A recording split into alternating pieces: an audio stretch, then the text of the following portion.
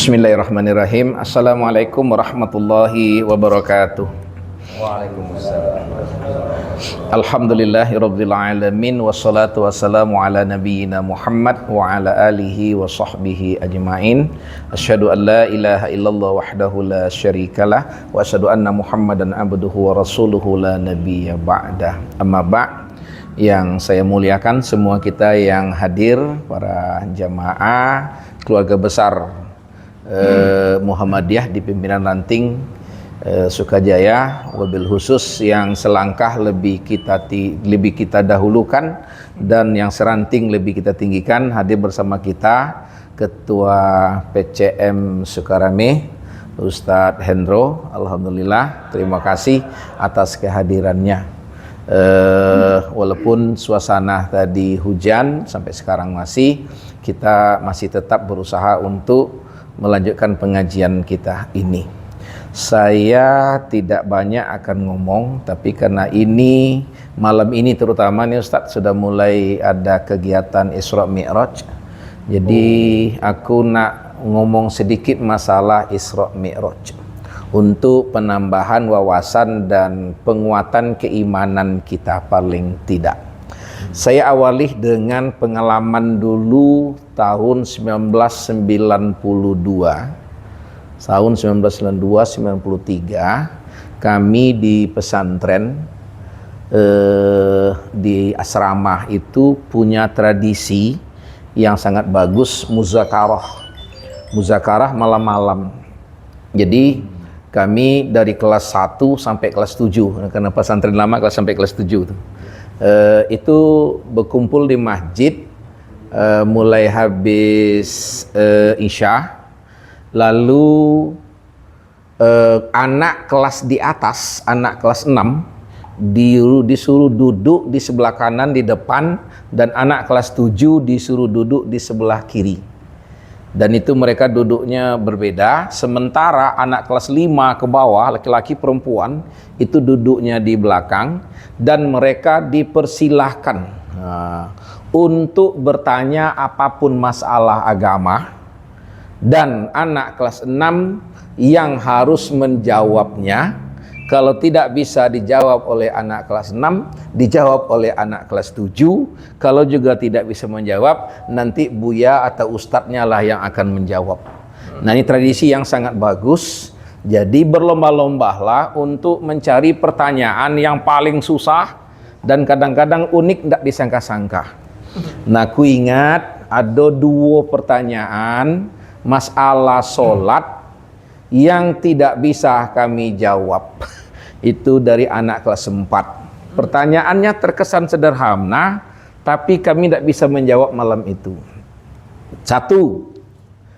Kenapa sholat di siang hari itu tidak boleh dizaharkan, sementara di malam hari imamnya dizaharkan? Itu pun pengecualiannya yang tidak dizaharkan itu hanya sholat wajib. Sementara Idul Fitri, Idul Adha, dan sholat Jumat walaupun di siang hari boleh dizaharkan. Ada apa dengan perubahan ini? Tak satu pun kami kelas 6 yang bisa menjawab. Anak kelas 7 pun tidak ada yang bisa menjawab. Akhirnya buya yang turun tangan yang menjawab.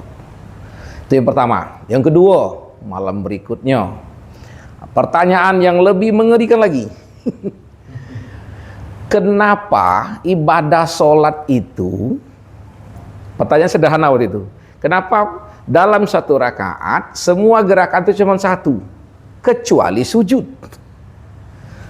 Dalam satu rakaat berdirinya sekali, rukuknya sekali, i'tidalnya sekali, duduknya sekali, tahiyatnya sekali, tapi kamu sujud 2. Ini juga pertanyaan yang muncul yang kami tidak bisa jawab. Anak kelas 6 tidak bisa jawab, anak kelas 7 juga tidak bisa jawab. Akhirnya bisa dijawab oleh buyaku.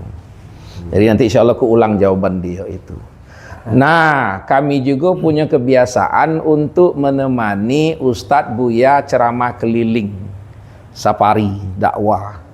Nah waktu itu karena orang kampung tuh biasanya kan sudah ceramah tuh kan duduk di rumah orang itu akan makan bersama-sama. Dapatlah satu pertanyaan waktu itu kepada Buya oleh orang-orang biasa, bukan pula orang yang dari pesantren apa-apa. Tapi pertanyaannya menggelitik. Kenapa awal sholat itu dengan takbir, perubahan gerakan dengan takbir, tapi menyeleneh kok waktu i'tidal dengan sami Allahu liman hamidah. Nah yang ini belum terjawab. Dua pertanyaan nanti akan kujawab, kuulang. Yang satunya akan dijawab oleh Ustaz Sunario. Nomor 3. Ya, yang pertama, kenapa sholat itu di siang hari itu tidak dizaharkan sementara di malam hari dizaharkan? Ternyata ini tadi saya baru juga baca di dalam buku Sirah Nabawiyah yang dikarang oleh Syekh Sapiyuddin Al-Mutahfahari, orang yang mendapatkan hadiah Faisal Fresh, itu bukunya bagus. Itu ternyata begini, di awal Islam datang sebelum Isra Mi'raj, itu sholat sudah disuruh oleh Allah. Ayat yang ditunjuk oleh ulama itu adalah wasabbihu wa bihamdi fil asi wal ibkar. Dan bertasbihlah kamu serta pujilah Tuhanmu di pagi hari dan di sore hari. Kemudian ulama mengatakan bahwa sahabat Rasulullah bersama sahabat sudah melakukan sholat itu cuma 2 rakaat, yang sholatnya itu di pagi hari dan sebelum matahari tergelincir di sore hari. Jadi 2 rakaat yang dilakukannya itu. Nah, waktu itu umat Islam masih terancam. Siapa yang ketahuan masuk Islam membaca Al-Quran, sholat itu akan dianiaya oleh kafir Quraisy. Ini sampai nanti masuk Islamnya Hamzah dan Umar bin Khattab. Karena setelah Umar masuk Islam, itulah untuk pertama kali umat Islam melaksanakan sholat jamaah di Masjidil Haram. Tapi sebelum itu tidak boleh. Siapa ketahuan kayak Bilal bin Rabah, Yasir bin Yasir, Sumayyah harus meninggal. Ya, syahidah pertama dalam Islam. Ya, oleh Rasulullah bikin kebijakan, kalau kamu sholat di siang hari atau membaca Al-Quran di siang hari, maka jangan dibesarkan bacaanmu. Kaget didengar oleh Abu Jahal CS, didengar oleh Abu Lahab CS. Kalau kamu didengarnya, maka kamu akan dihaniayah, bahkan dibunuhnya. Silakan Ustaz. Ya, kamilah mulai nih. Ya, waalaikumsalam warahmatullahi wabarakatuh. Ustaz RD, alhamdulillah, barakallah. Nah, itu sementara di malam hari. Nah, ini ada ulama yang bikin komen, sejahat-jahat orang jahiliyah, mereka ini kalau malam hari tidak usah begadang, tidak biasa begadang. Jadi kapan sudah tenggelam matahari, mereka di rumah. HP belum ada memang, gap belum ada. Molap lagi. Jadi mereka tuh kalau sudah tenggelam matahari di rumah. Jadi kalau umat Islam yang awal-awal itu nak baca Al-Quran, nak sholat dengan suara yang besar, itu tidak ada ketahuan. Nah, itu makanya di siang hari, di awal-awal itu tidak dizaharkan, tapi kemudian di malam hari baru dizaharkan. Nah, kebiasaan ini walaupun sudah nanti pindah ke Madinah, yang suasana sudah nyaman, tidak diubah oleh Rasul. Kayaknya Rasul memberikan penghargaan terhadap sejarah umat Islam di awal, yang begitu susah dalam melaksanakan sholat itu, dan tidak diubahnya. Nah, tapi kenapa sholat Idul Fitri, Idul Adha, dan Jumat di siang hari dizaharkan? Karena ibadah ini baru disyariatkan setelah Rasulullah pindah ke Madinah. Oh, ini jawabannya itu. Jadi, nah timbul lagi pertanyaan, Kenapa cuman sholat malam itu kan 4 rakaat, 3 rakaat. Tapi kamu cuma 2 pertama be? Yang disaharkan, ngapa enggak langsung keempatnya itu? Nah, Isya Ida. Nah, ini terkait juga dengan Isra Mi'raj. Karena sebelum peristiwa Isra Mi'raj, sahabat dan Rasulullah melaksanakan sholat itu cuma 2 rakaat. Nah, ketika mereka sudah itu turun perintah Isra Mi'raj dan ada penambahan. Nah, yang penambahan ini mereka tidak baca dengan zahar. Oh, ini makanya dalam fikih nanti luruskan senario. Kalau di siang hari itu bukannya membatalkan sholat kalau ada imam membaca Al-Fatihah besar-besar. Itu tidak batal sholatnya, cuman tidak dianjurkan. Tapi tidak batalkan sholat dia. Nah, kejadiannya pernah aku di Poligon, Ustaz. Dulu itu tahun 2006 atau 2007. Jadi tahun 2002 atau 2001. Jadi aku sholat di situ. Aku ingat nama Pak Imamnya. Imamnya Pak Herman. Allahumma irham, dan meninggal dia itu. Jadi pas dia sholat asar, itu dia baca Al-Fatihah aja besar. Bismillahirrahmanirrahim. Kawan aku di samping, subhanallah. Dianggapnya batal, padahal tidak. Karena aku dulu pernah tahu sejarahnya, aku tidak. Habis sholat justru aku yang jelaskannya. Lain kali jangan dia omongin subhanallah, tidak batal. Apalagi kalau dia cuma lupa. Jadi dia menjadi imam sholat asar seolah-olah dia isya. Kan bisa baik kan? Nah, yang jelas tidak membatalkan sholat. Ya, dia tidak sengaja kemungkinan dia itu. Yang jelas tidak perlu disebut subhanallah karena tidak membatalkan sholat. Nah, itu sejarah yang itu. Nanti yang pertama. Yang kedua, kenapa sujud itu 2 kali dalam 1 rakaat, sementara yang lain cuman 1 kali? Nah, malam itu Buya kami menjawab dengan sangat memukau, tapi dia tidak menunjukkan rujukannya.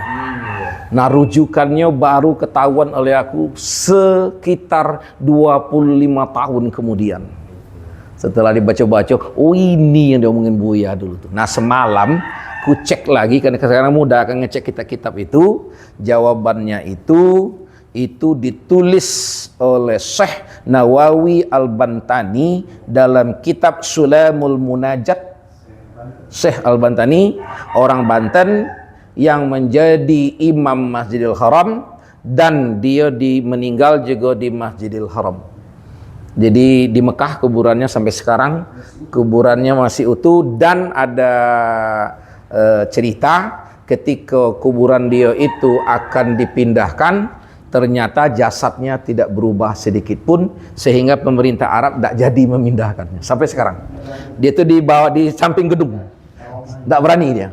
Samping gedung, kalau lihat di YouTube sekarang ada itu. Dia di samping gedung-gedung itu, gedung-gedung kan orang kan nak menggusur sebenarnya dulu, tapi ternyata jasadnya utuh, jadi tidak berani. Nah, itu cerita yang berkembang, wallahu alam. Tapi benar, dia kuburan dia cuma 1 di situ, cuma 1 dia di situ sampai sekarang. Itu Syekh Nawawi Al-Bantani. Nah, di dalam kitab itu dia menuliskan, ini waruwiya an Jabir wa Mu'az annahuma qala, diriwayatkan dari Jabir dan Mu'az, sesungguhnya mereka berdua berkata, hina Rasulullahi ila samawati, ketika hina sa'ida, ketika Rasulullah naik ke langit pada peristiwa Mi'raj. Nah, itu ra'a fis sama'id dunya, sampai di langit dunia, langit pertama.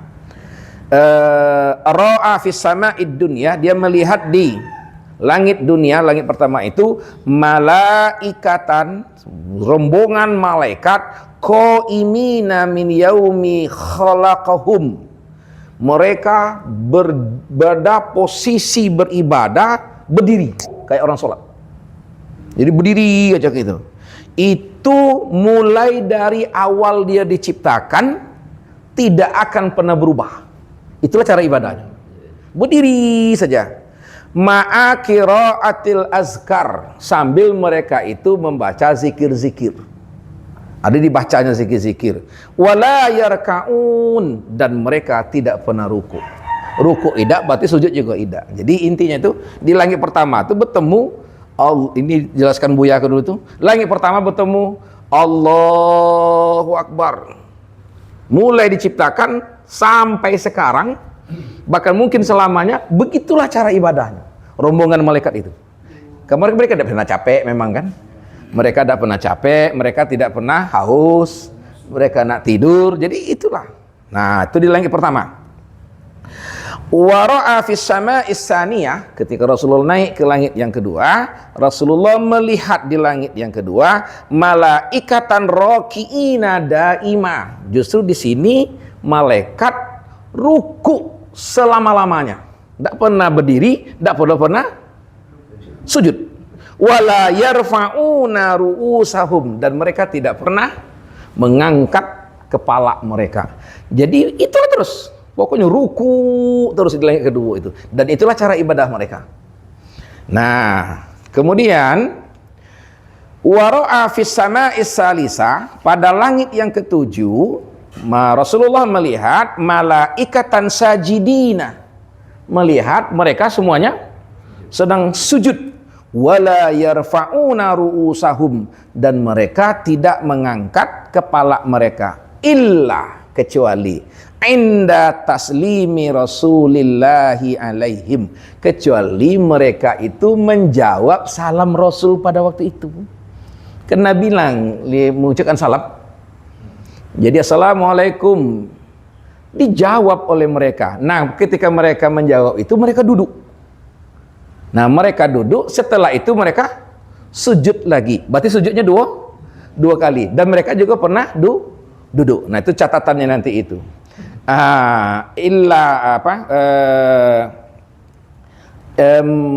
Fayarfa'una jina izin ru'usahum, ketika mereka menjawab salam Rasulullah, mereka mengangkat kepala mereka.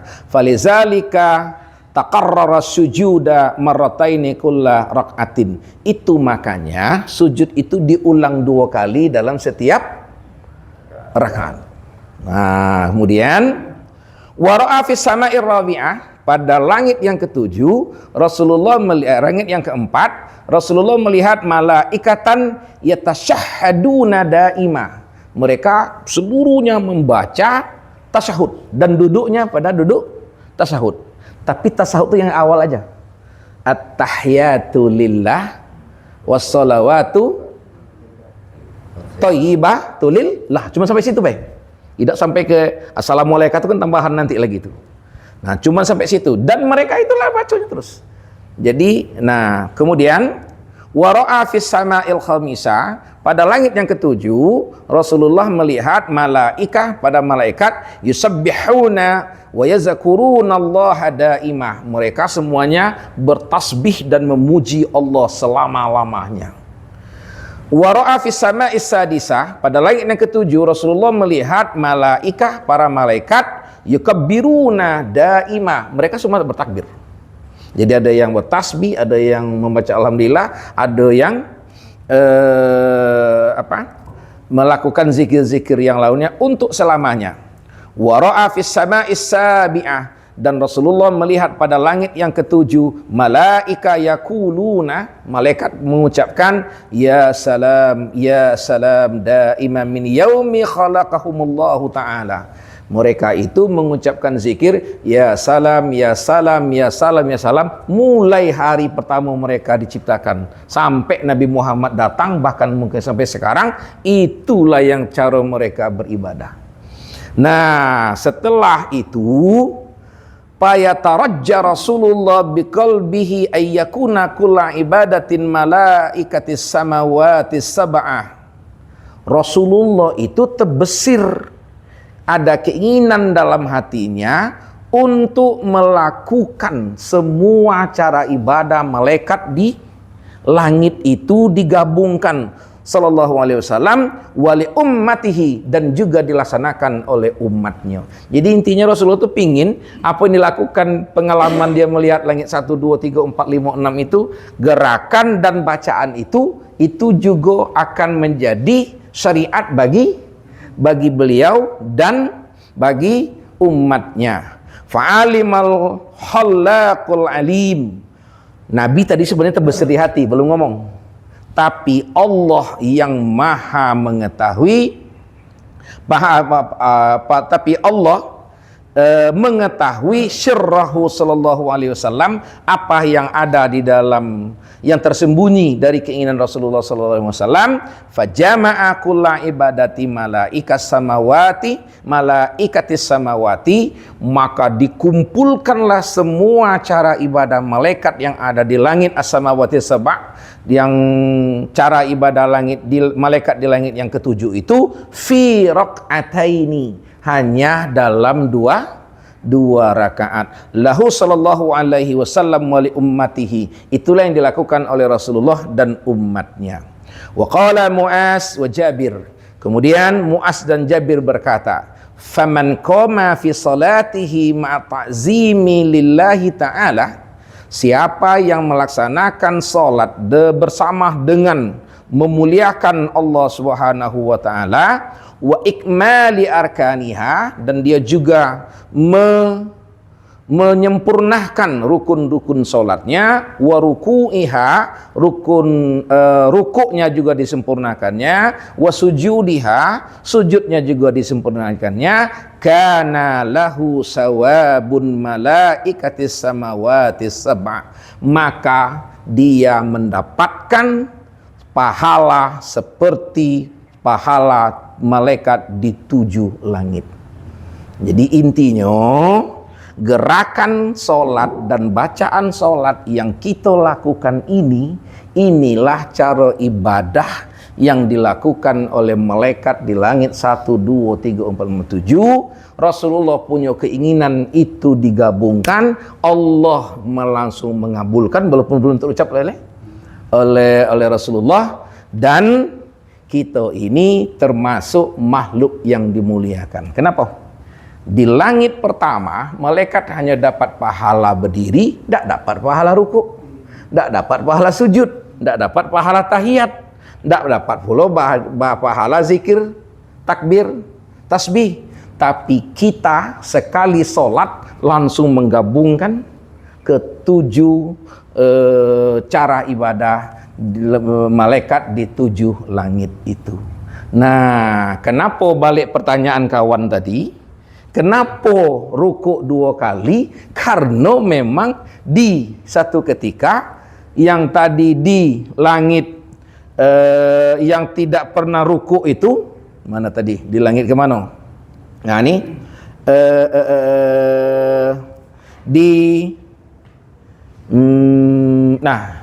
di langit yang kedua mereka itu sujud. Sebenarnya tidak pernah mengangkat kepalanya. Tapi ketika Rasulullah datang, Nabi mengucapkan salam, memuliakan Nabi, mereka duduk dan menjawab salam. Kemudian mereka sujud lagi. Makanya 2 kali sujud. Dan tadi ada kan duduk sekali. Nah, gerakan itu juga diambil. Dan tahiyat dengan bacaannya juga diambil. Jadi itu ternyata jawabannya. Apakah benar atau tidak? Ini termasuk kajian al-hikmatut tasri', hikmah dari syariat, dan termasuk fadailul a'mal. Nah, itulah sejarah aku dulu di pesantren yang masih kuingat tentang ini. Lah terjawab 2 pertanyaan. Yang nomor 3 silakan Ustadz Sunario yang menjawab. Kenapa ada sami Allahu liman hamidah di tengah takbir Allahu Akbar itu? Silakan Ustaz. Karena memang taklifi. Kalau Ustaz Mustafa mudah jawaban dia. Itu termasuk ta'abbudi. Ya, memang itu jawaban ininya. Jawaban ta'abbudi itu ya ikutin saja. Jangan ditanya-tanya. Oke. Ya, silakan Ustaz. Kalau masalah ta'abudi itu ada lagi ta'akuli. Iya, ta'akuli tidak bisa.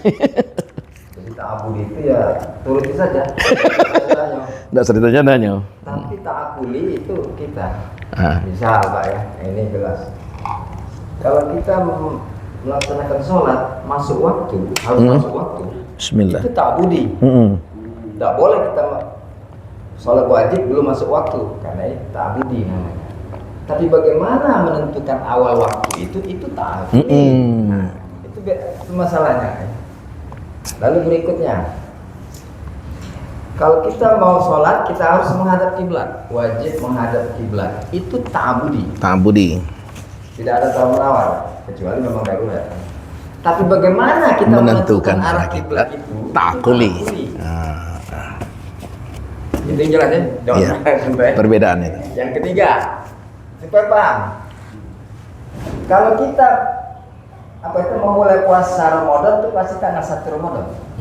Itu ta'budi. Harus. Nah, tapi bagaimana menentukan Ramadan? Ta'quli.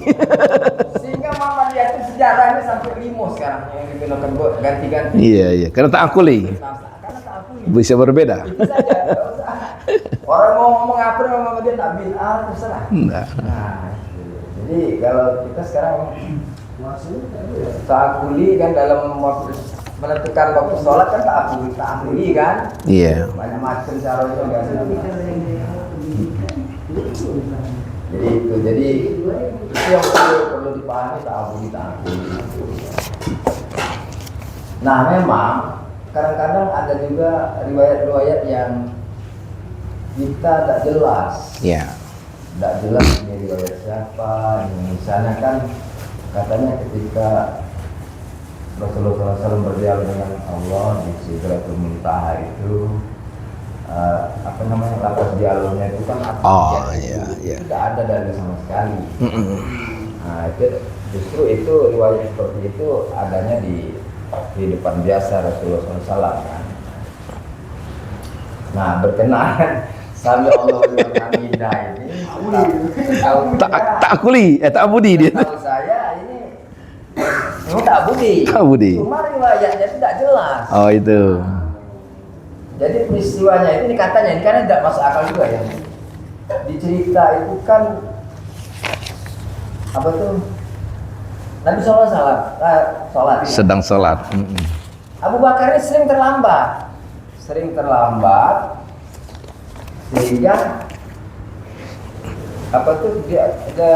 Nabi itu Abu Bakar itu sering menampakkan Nabi ketika ruku. Allahu Akbar gitu kan. Nah, dan ketinggalan Abu Bakar ikut. Berikutnya lagi, itu juga ketika Nabi SAW ruku, Allahu Akbar. Nah, si Abu Bakar baru datang. Nah, baru pertama kali ini. Apa yang diucapkan Abu Bakar? Alhamdulillah kata Abu Bakar. Aku udah lewat sholat Nabi ikut masih. Nah, datanglah malaikat Jibril membawa perintah kepada Nabi.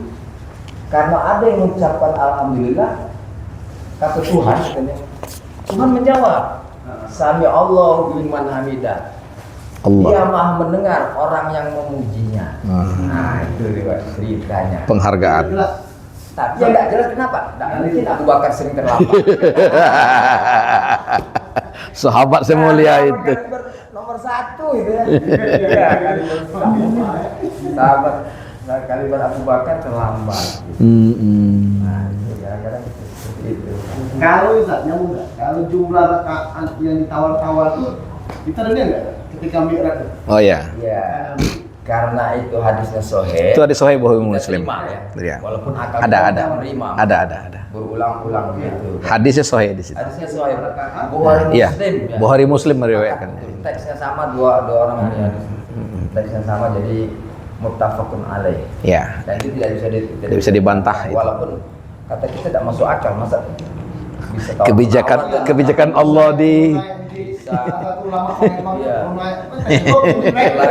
ya, nah itu kan. Iya. Kemudian memang pada asalnya itu kan jumlah rakaat itu tidak bukan 17. 50. Ya, itu dari sana dipotong menjadi 5 kali kan. 5 kali itu kan ada kita kan 4, 3, 2 ya. Waktu. Ya, dan 17 jadi kan. Sebetulnya awalnya itu yang Isya, Zuhur, Asar itu cuma 2. Awalnya 2. Rasul. Ya. Iya, Rasulullah awalnya. Itu 3, subuh 2. Lain 22. Nah, penambahnya tidak di sana, memang di bawah di syariat biasa ada sehari-hari kan. Dikecualikan kalau dia di perjalanan. Kalau dia di perjalanan itu boleh Ya. kembalikan yang 4 menjadi 2. Nah, itu saja. Nah, itu kan. Jadi duitnya memang tidak banyak ya. Walau mungkin kita akan berpikir begini, oh, itu jasanya Nabi Musa tuh. dari berapa 50 jadi 5 itu kan ya. Bisa naik Musa. Ya. Ya. Aku nggak bisa. Minta aku nggak bisa. Kurangi lagi ya, ada mungkin lagi kan ya. Nah, itu. Terus ada lagi yang unik ya, kalau peristiwa Isra Mi'raj ini itu Nabi itu spontan. Tidak ada pemberitahuan sebelumnya. Kalau misalnya Nabi mau menerima wahyu di Bukit Tursina, itu Nabi Musa di karantina. Iya. 30 sampai 40 malam. Menunggu disuruh. Nanti diberitahu bahwa nanti kamu akan mendapatkan wahyu. Tapi kalau Nabi yang diajak Isra Mi'raj tidak. Sebab begitu malam tiba, itu langsung datang malaikat Jibril. Ayo kita berangkat. Dibedah kan ya, ada cerita itu ya. Nah, itu cerita dibedah, dibersihkan, lalu ada buruk namanya, baru berangkat. Ya. Jadi kalau Isra Mi'raj ini kan memang ada yang soheh ya, cerita itu. Juga ada yang tahyul, ada yang mengada-ada. Jadi sebetulnya kalau saya ada slide itu Pak, ya, kalau mungkin satu malam ahad ini nanti saya sampaikan di Al-Jannah. Itu beberapa persoalan tentang Isra Mi'raj. Banyak hal itu ya. Iya, misalnya Nabi Isra Mi'raj itu dengan jasad apa dengan ruh? Dengan ruh saja apa mimpi? Ada 4 macam gitu kan. Nah, kemudian apakah Nabi ketika menerima wahyu, ketika berdialog itu bisa melihat Tuhan dengan Allah? Itu juga persoalan. Jadi banyak persoalan. Mungkin itu ya. Iya. Terima kasih. Karena memang begitu dalam hadis-hadis, kalau Isra Mi'raj kan dalam Al-Quran sedikit. Dalam surah Al-Isra ayat 1, kemudian dalam surah An-Najm. Itu juga tidak terlalu banyak. Dan kemudian muncul di hadis. Hadis yang dianggap paling sahih itu paling panjang. Itu Sahih Bukhari Muslim, termasuk di belah dadahnya, termasuk dialog-dialog itu ada memang. Akan tetapi banyak lagi kisah berseliuran. Nah, ada yang berdasarkan hadis yang dhaif, ada yang berdasarkan informasi yang ulama menulis biasanya la aslalahu, tidak jelas dari mana asalnya. Nah, termasuk tadi yang kusampaikan tadi di langit pertama ini itu Imam Nawawi dalam kitab As-Sulam Al-Munajat juga tidak menjelaskan riwayat siapa. Makanya ini tidak boleh dijadikan sebagai dalil untuk ibadah, tapi hanya masuk pada kategori fadhailul a'mal. Dan hadis-hadis yang lainnya itu juga jangan ditolak mentah-mentah, tapi juga jangan terlalu dipercaya. Nah, semalam Ustadz aku juga bertemu, ternyata banyak yang paling banyak dikutip oleh ulama kita, termasuk ustadz-ustadz, tentang kisah-kisah Isra Mi'raj itu berasal dari kitab karangan Imam Najmuddin, seorang ulama sufi dari Mesir yang mengarang Najmuddin Al-Ghaiti, yang mengarang kitab dalam bentuk syair namanya Dardil Mi'raj. Nah, itu yang paling banyak, termasuk kisah Masitoh itu muncul di situ. Tapi sayangnya dia tidak layaknya sang penyair sufi mengarang sebuah buku hampir tidak menukilkan rujukannya. Sama dalam kayak kita berjanji. Kita berjanji itu kan aslinya tidak ada rujukan-rujukan. Karena dia memang bentuknya puitis. Nah, termasuk juga kitab Dardil Mi'raj itu dalam bentuk syair, dan itu juga tidak menukilkan dari mana dia mendapatkan informasi itu. Padahal ini hal gaib. Padahal ini hal gaib. Nah, termasuklah kisah Masito yang sangat terkenal itu rujukan awalnya dari kitab itu. Kemudian Pernah Nabi Muhammad bertemu dengan orang yang ketika berenang terus sampai di pinggir ini dilempari batu, nanti berenang lagi ke sini, nanti dilempar lagi. Nah, nanti ada hikmah-hikmahnya. Nah, itu semuanya dari riwayat-riwayat. Kalau yang sahih itu tadi kata Ustaz Senario, itu yang hadis panjang yang terdapat di dalam Isra dan di dalam kitab Sahih Bukhari Muslim itu ada. Tapi bagi aku ini adalah untuk fadailul menambah kekuatan. Oh, ternyata begini. Termasuk gerakan jumlah ibadah, jumlah ruku itu. Bukan jumlah rakaat itu. Ternyata bukan tanpa ada alasan. Menurut beberapa sumber, ini dikutip dari buku Haidar Bagir, untuk apa sholat kecuali untuk mendapatkan kebahagiaan. Dua rakaat itu sholatnya Nabi Adam.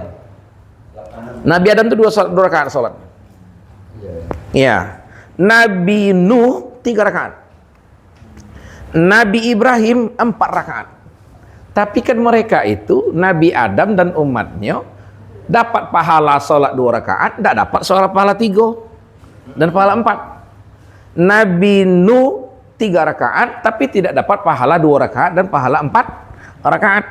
Nabi Ibrahim dapat pahala 4 rakaat tapi tidak dapat pahala 2 rakaat. Nah, kita umat Islam, umat Nabi Muhammad mendapat kemuliaan yang ketiga itu bisa kita dapatkan dalam sehari semalam, yang kalau dijumlahkan itu jumlahnya adalah 17 rakaat.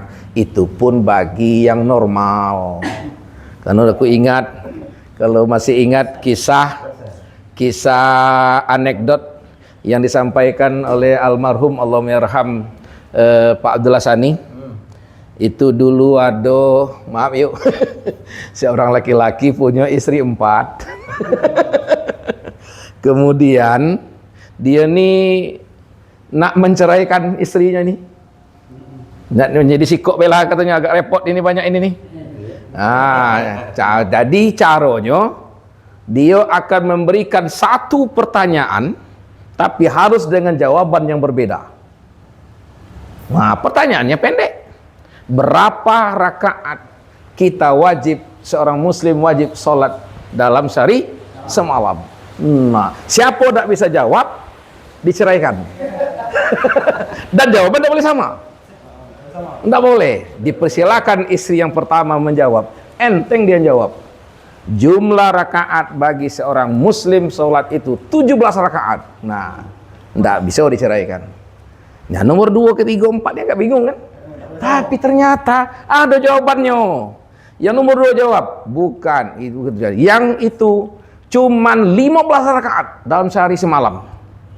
Itu bagi laki-laki pada hari Jumat. Lah, benar pula. Nah kan? Urung. Nah, tidak jadi ceraikan. Yang nomor 3, istrinya cerdas juga. Kata dia, sehari semalam itu wajibnya bagi seorang itu hanya 17 dikurang 6. Berapa? 11. Itu ketika orang dalam perjalanan. Kan dikosor. Nah, orang diceraikan. Nah, kak yang terakhir yang agak saro. Pendek bacaan yang terakhir ini. Bagi seorang muslim ada kalanya sholat sehari semalam itu 0 rakaat bagi kami ketika haid. Jadi urung diceraikan sikok pun akibat punya istri yang sangat cerdas. Itu anekdot almarhum Pak Abdullah Sani, Allahumma